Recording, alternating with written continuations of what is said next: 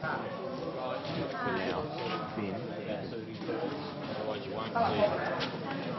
can just put the machine on an angle now. This is the bounce out. Yeah, bounce out. Go!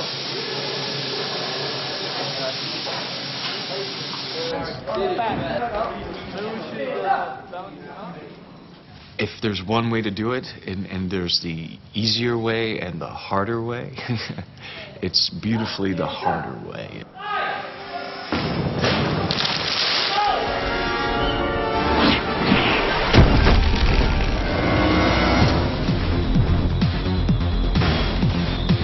This is it.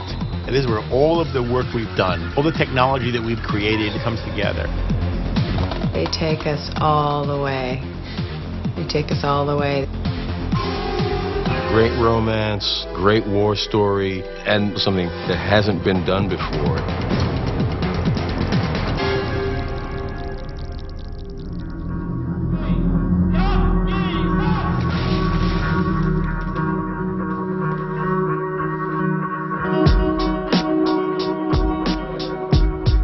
What are we on, day 247 or something? I'm sad, I'm happy, I'm relieved, I'm overjoyed, I'm depressed. I've been living with this character, with these good people. I've been working on this piece since 1997. The amount of time and what I've had a chance to participate in and what I've seen other actors do has just been inspiring. The Wachowski brothers were literally shooting every day for 270 days, almost a year of shooting. It was an incredible task. Because it's such a long period of our lives, and we've all been together through a lot of fun and hard work and a lot of tragedy and sadness and a lot of happiness and joy. Every day coming to work is, for me, the highlight. So, I'll miss that.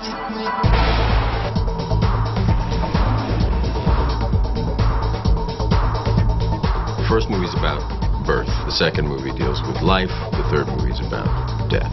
3 seems to come back down to this head-on collision that's going to happen between Neo and Smith and the defense of Zion, and they are also inextricably linked together. We actually get to see the real confrontation. If this is it, this is going to be the takedown. One of us is going to win, one of us is going to lose. And ultimately, everything is lost and everything is gained. In less than 12 hours, the machines will breach the dock walls. We've seen that once the machines are inside the city, the odds of our survival decrease dramatically. Has there been word from the Nebuchadnezzar? None, and at this point, there's no reason to expect that there ever will be. Perhaps. But we can hope. Revolutions was like this wonderful poem on love and life and death. All about trusting and having belief and having faith and fighting for that which you believe in. That in the darkness, if there's light, it will always prevail. The nature of a reality and a alternate reality. It's an epic, but it's an epic in postmodern terms, postmodern conditions, and yet it's timeless, because all great epics transcend any historical period. And I think in the end, The Matrix will also transcend its historical period. It is a strong love story. It is a strong philosophical movie. It is a war movie. It is a giant action movie. It is kung fu. It brings everything together. His neural patterns don't read like someone who's in a coma. The strange thing is, I see these patterns all the time. Where? On someone jacked in. At the end of Reloaded, Neo finds himself caught in a construct made by the Merovingian. He ends up disconnecting himself from his mind, and in this, I suppose it's like a purgatory. My name is Bucky. I'm at the train station. It functions as a realm of the programs, the crossover from being part of the machine world to the Matrix, where they're liberated. To get from one world to this other world, Neo has to go through the train man. Who are you? The train man is kind of like the ferryman crossing the river Styx. But the train man is not necessarily a very cooperative person.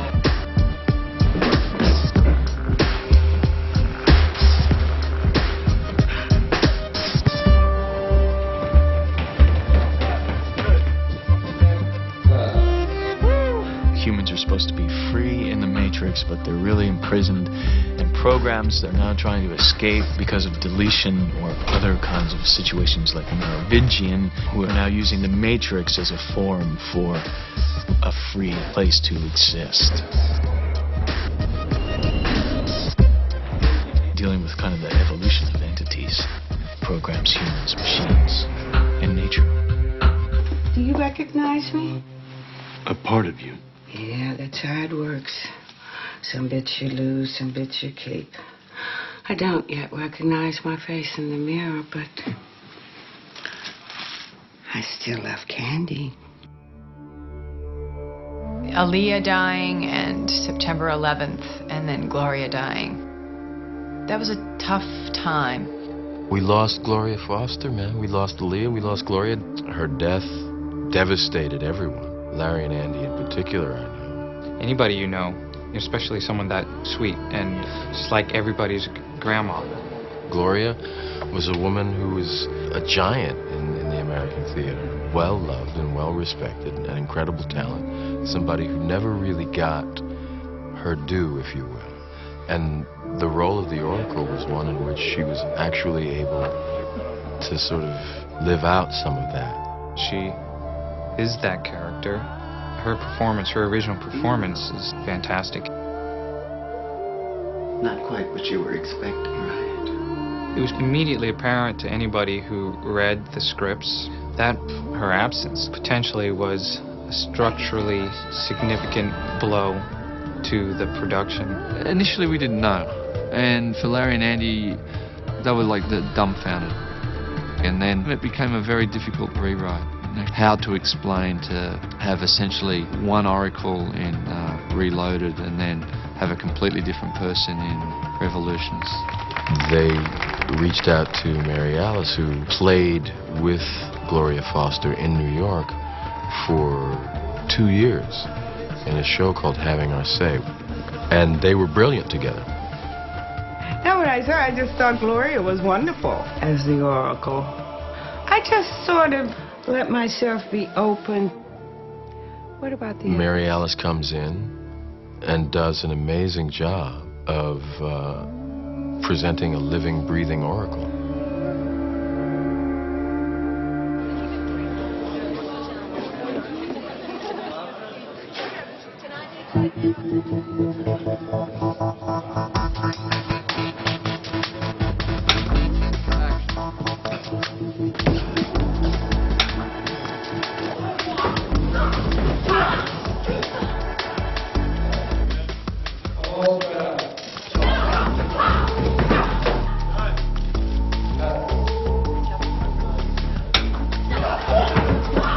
Saga making the movie was as full of drama and thrills and chills and excitement as the movie themselves.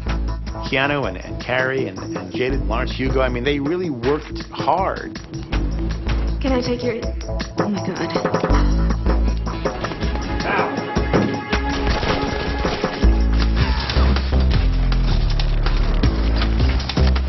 I had such anxiety when I walked onto the set. It reminded me of when Keanu and I did the government lobby. Just the idea of the squibs and the explosions and the pressure to get it. I was just like, whew. This way? Yeah. The boys were very specific. This is a big old heavy ship, so you gotta look like you're really turning this thing and you're trying to turn it fast. And whew, we were really sweating. They're not interested in just spectacle. They put the camera in places that you generally never put it. Longer takes, different angles that you don't usually see, longer fight sequences, and it's much more difficult to do. But what happens then, if you do get it, it's like it's really happening.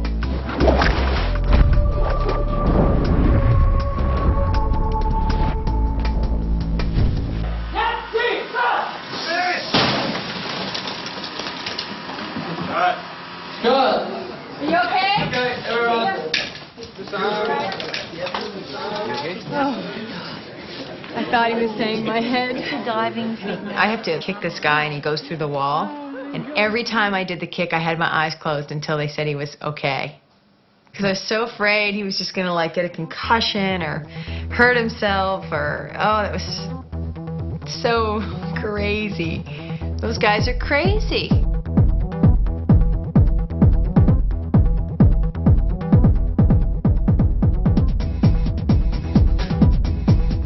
I never knew stuntmen until this film, and stuntmen and stuntwomen are very, very special people. They're like kids.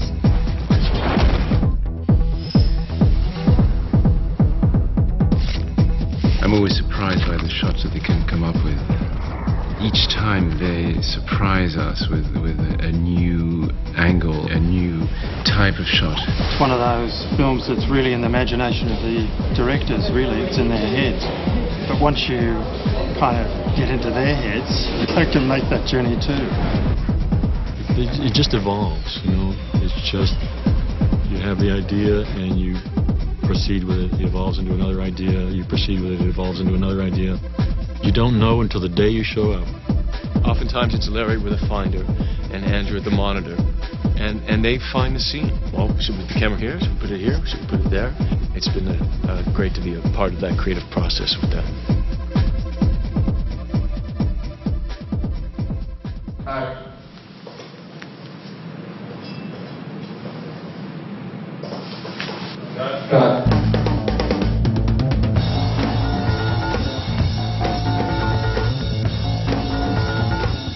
The amount of sets and the amount of setups and the amount of units shooting at one time, it was mind-boggling.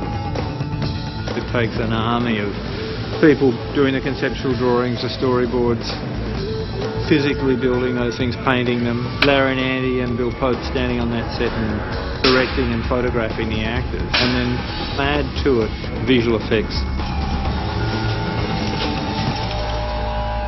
What's a pod-born pencil neck like you doing volunteering for my corps? I want to do my part, sir. We gotta hold the dock. How old are you, kid? 18.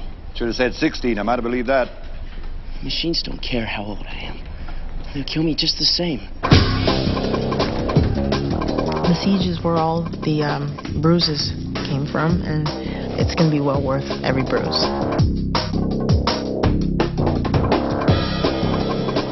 Siege is the climactic confrontation between man and machine in the tradition of Jeff Darrow. It would be very, very, very dense frame. Jeff Darrow established a lot of the design with these massive drawings where every single bolt was detailed and every bit of rust had a line. The challenge of making that into the siege was massive. It's really an epic sequence. I mean, it is just huge. It uses everything that a filmmaker has at his disposal to create something gigantic. Full of live action photography, integrated with CGI photography, integrated with miniature work. The amount of art and technology that's had to come together in such a short period of time is pretty much second to none. You have to get everybody together, work it out. First it comes from the brothers, then it goes to Owen, and then it goes to John, and it comes to me, and we just slowly hammer it out. What does it really look like? What does it look like finally on celluloid? We're standing on the dock set at the moment, and you can see all these fantastic sentinels. Larry and Andy like to have some physical set into which to place a visual effect. It's something that could not have been done ever until right now.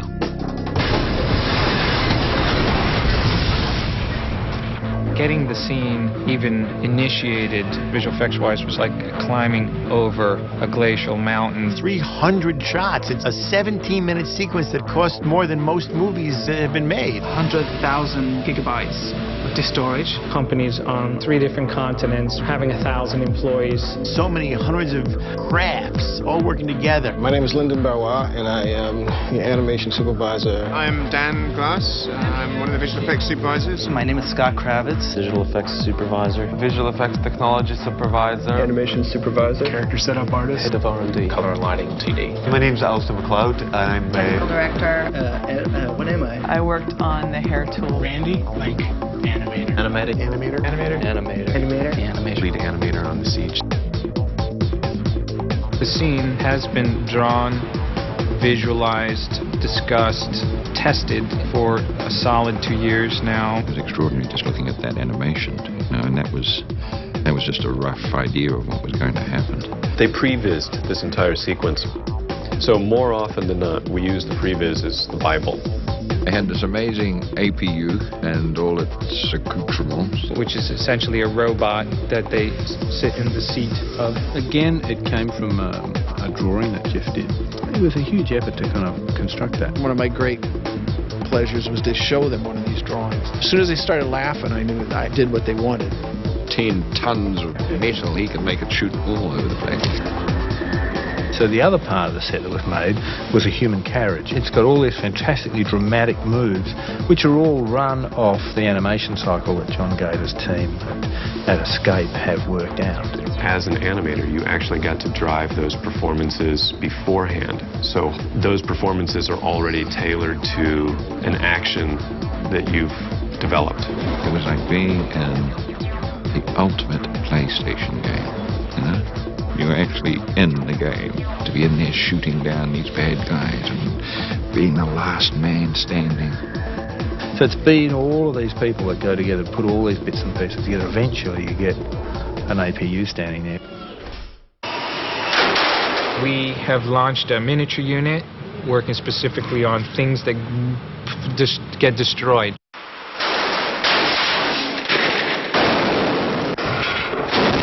Things breaking, things smashing. We still do a good job at that.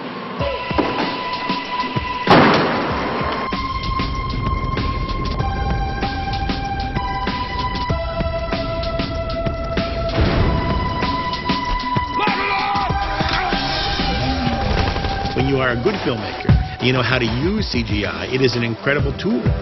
Our team is essentially just working on The Siege, which is recreate this entire underworld environment.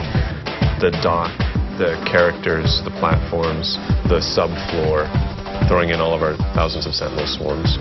The biggest CG battle that I've seen in a film. So it's a real mishmash of real art-directed physical objects, actors, digital creatures, miniatures, and computer graphics.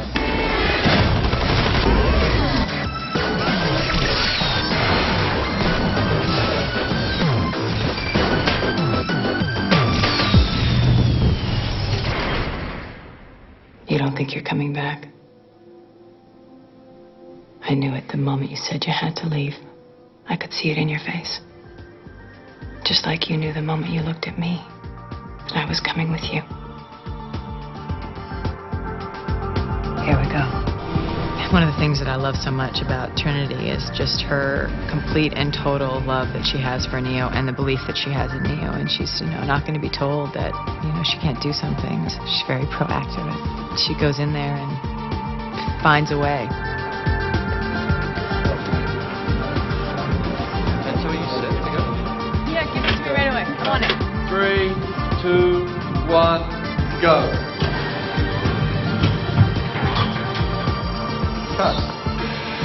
Trinity and Neo sort of ascend while Morpheus and Niobe are descending. Right. The world seems to be coming to this, catastrophic end. It's beautiful. Lawrence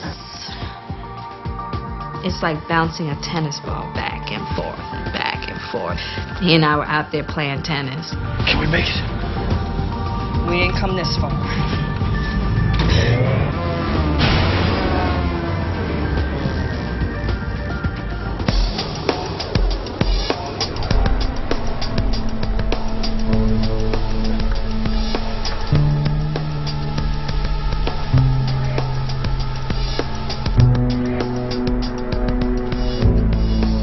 Smiths are meant to be all the same, and yet do you dissipate the energy of Smith for a viewing audience if there isn't one central Smith? Does the viewer really want there to be one central, extremely bad Smith that they can kind of focus on? The whole Neo-Smith interchange all the way through is the key to the Matrix to me, and it really comes to a head in 3. It's a negotiation, right? It's a contest of will. They're opposites, and therefore they have to be together in life and death. They had equal power and equal strength, but you know, one wants one thing and one wants the other. He expresses the desire to be all-powerful. He seems to be taking over the world. And he seems to relish that. Mr. Anderson, welcome back. We missed you. It ends tonight. Super Brawl takes place in the street, in the air, and then in a building, and then in a crater.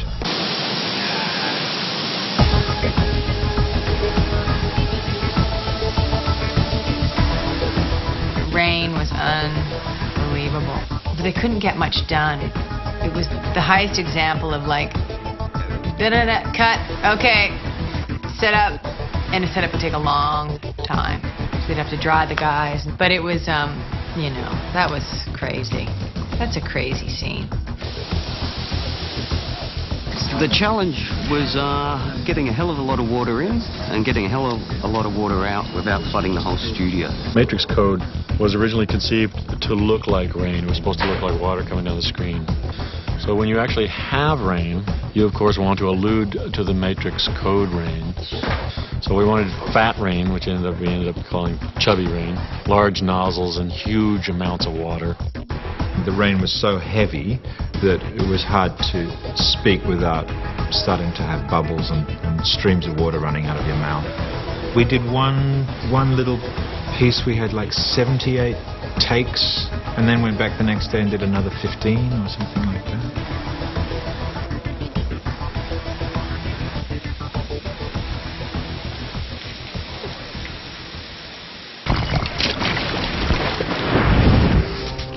Fight gets taken skyward, and there is feats of flying and fighting and ways of battling in the sky. The whole scene is a serious amount of blending between computer graphics and photography. They wanted to see flight in a way that we would assume would be the characters would have weight and they would move and they would feel like they were flying. We had to devise some practical methods which were rig-based, and then of course applying virtual humans anywhere that we could to do some of the more complex camera coverage. The virtual human process is a combination of the motion capture and universal capture. The beginning of the story starts with going up in the zero-G plane and studying what it looks like to be doing martial arts in zero gravity. They use those zero-gravity plane devices to train astronauts. They go up to a certain height and they do a quick drop, which kind of suspends the participants in a weightless situation. Gaeta and the guys wanted to get a sense of what weightlessness was like. It's a really excellent reference we actually used as a template for how the shots would look. And there's a lot of bits and pieces that are achieved by motion capture. It's kind of like the strings of a puppet. The cameras can't actually see the actors, but we record those motions, and then we can attach those motions to a different character. And you kick Hugo! You just have to find some joy in it. Universal capture, which is kind of like emotion capture, where they do tremendous, very, very high definition photography of a face, and then the computer actually records how they are, so they can actually take one person's face and put it onto another person's face. Deliver a hit, you're running in, you're pissed at him because you're going to just take him out. Come on. It's like your whole performance is being taken apart. And the way in which you do things is being put under the microscope. Every little movement, every little sound, every little part of your body is being scrutinized and filmed and I don't mind this sort of thing, but flipping around, don't like that.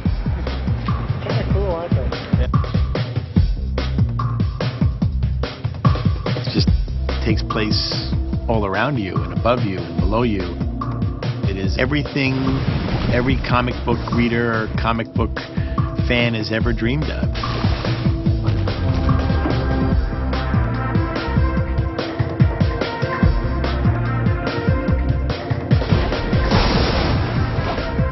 Folks, the gate's good. So that will be a motion picture wrap on Morpheus, Lawrence Fishburne on Matrix Reloaded.